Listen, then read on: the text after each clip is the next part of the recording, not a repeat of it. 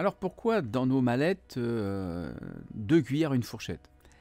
Bien, en fait, en pâtisserie, depuis la venue des balances de précision, nos super thermomètres et l'établissement de fiches techniques précises, bah, le pâtissier il a perdu l'habitude de goûter ses fabrications. Nombre de pâtissiers que je rencontre me disent qu'ils ne goûtent pas ce qu'ils font. C'est une erreur. Alors dans une mallette de pâtissier, il devrait toujours y avoir cuillère et fourchette.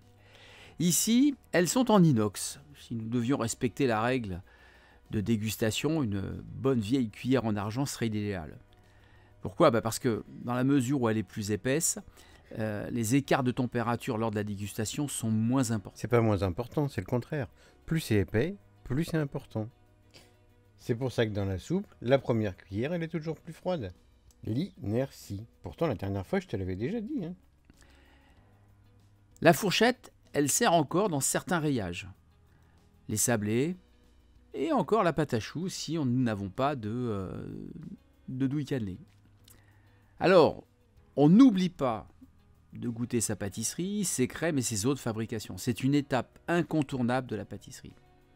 Mais pour goûter, on n'oublie pas non plus de désinfecter ses cuillères avant chaque dégustation.